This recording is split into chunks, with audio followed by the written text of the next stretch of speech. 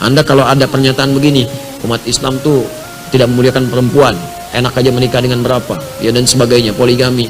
Demi Allah saya katakan, itu racun yang ditanamkan. Anda salah baca. Salah baca. Jadi kalau membaca itu jelas riwayatnya. Dari dulu banyak orang merendahkan perempuan. Bahkan seenaknya aja. Ya dulu di Cina ada raja yang kaisar itu selirnya aja 1000 tuh. Aduh, luar biasa. Setahun cuma mengunjungi berapa? 365 istrinya. Ya, itu 3 tahun sekali baru kekunjungi istrinya. Ya, sebelumnya lagi kan ada lagi lebih banyak lagi. Zaman jahiliyah di Eropa itu banyak juga seperti itu. Ya, selirnya banyak, bundiknya banyak, nggak ada dianggap. Bahkan ada yang perempuan diperjualbelikan seenaknya. Suami bisa tukeran, termasuk di jahiliyah. Datang Islam, diluruskan itu semua. Diarahkan dengan baik. Jangan perlakukan perempuan seperti itu, kata Al-Quran. Turun Quran surah ketiga 36. Perempuan punya keistimewaan, diberikan hak di situ. Diberikan bagian warisnya. Dulu nggak ada warisan, diberikan waris untuk mengangkat derajat perempuan, termasuk dibatasi. Kata Allah, jangan begitu, kamu seenaknya bukan perempuan, ratusan ribuan, tidak. Kalau kamu memang sanggup untuk bisa menikah lebih daripada satu perempuan, ini alasannya. Kalau bisa jangan lebih dari 4. Nggak ada satu pengen nambah 2, pengen nambah 3, 4 cukup. Di luar batas kesanggupan itu tidak.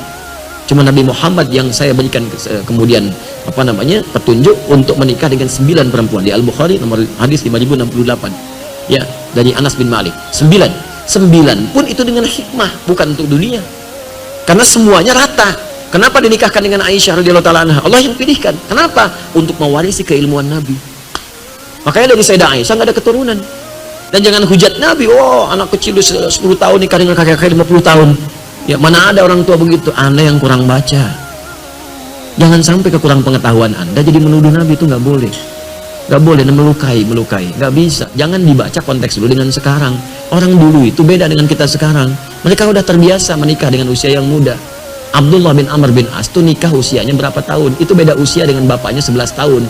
Ya, bapaknya itu 23 tahun. Anak 9 tahun udah minta nikah, bapaknya nikah usia 11 tahun. Ada yang mengatakan 10 tahun, ada yang mengatakan 13 tahun. Masih itu biasa menikah dalam keadaan muda. Saya baru dari Paris kemarin. Paris, lampu merah sonoan dikit tuh. Ya. Itu Louis menikah dengan Maria Antoinette usia berapa tahun? 13 tahun. Itu di Eropa. Itu biasa. Saya tanya begini deh, di zaman-zaman dulu ya, Raden Ajeng Kartini, era Kartini, berapa usianya saat dipinggit? Masih belia kan? Dipinggit kemudian baru lantas dinikahi dalam usia baliknya. Ya, mengandung, melahirkan, meninggal dunia. Itu kan usia yang sangat muda. Apa Anda menertawakannya? Coba saya tantang sekarang. Siapa yang berani melecehkan Kartini, pahlawan nasional? Ayo bicara sekarang. Anda akan dihukum, banyak orang menyoal pahlawan nasional. Sekarang manusia biasa saja, Anda tidak bincangkan karena takut dengan manusia. Kenapa Anda berani kemudian menyoal Rasulullah SAW dengan Sayyidah Aisyah? Anda siapa? Kalau nggak paham ilmu jangan bicara. Kalau nggak paham ilmunya belajar dulu, takut khawatir salah ucap. Karena itu jangan sembarangan mengatakan sesuatu. Di konteks dulu, dibaca dulu, dilihat dulu apa hikmahnya. Ternyata dipilih yang paling belia ini, kemudian setelah balik baru diajak berumah tangga, hidup berumah tangga itu untuk belajar kehidupan fikih di rumah tangga. Bagaimana mandinya Nabi di rumah tangga, bagaimana bangun tidurnya, bagaimana saat Nabi kemudian menyantap makanan. Kan hadisnya banyak dari Sayyidah Aisyah. Ternyata Aisyah anak yang cerdas. Setelah dewasa disampaikan semua itu, jadilah guru. Jadi guru Sayyidah Aisyah meriwayatkan hadis-hadis Nabi yang jarang didapatkan yang di luar rumah. Sebab gak semua orang bisa masuk rumah. Kalau yang lainnya banyak. Sayyidah Khadijah ada wafat duluan sebelumnya. Ya, Zainab meriwayatkannya sedikit-sedikit, tampilan yang khusus. Saudah binti Zam'ah saat Anda jadi nenek-nenek dewasa seperti apa berbakti pada suami. Kalau suami masih ada di situ. Jangan sampai canda hilang. Ya, Saudah binti Zam'ah itu sudah sepuh, Nabi menikah tapi masih bisa bermain canda dengan Nabi. Pulang masak, senang masak beliau, bikin adonan. Oleh Nabi diambil adonan, dicolekkan di keningnya, tertawa bersama.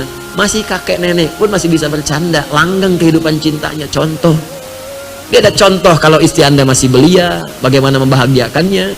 Contoh istri Anda sepadan, bagaimana membahagiakannya. Contoh kalau sudah sepuh, bagaimana membahagiakannya. Contoh model, karena Nabi diutus jadi model.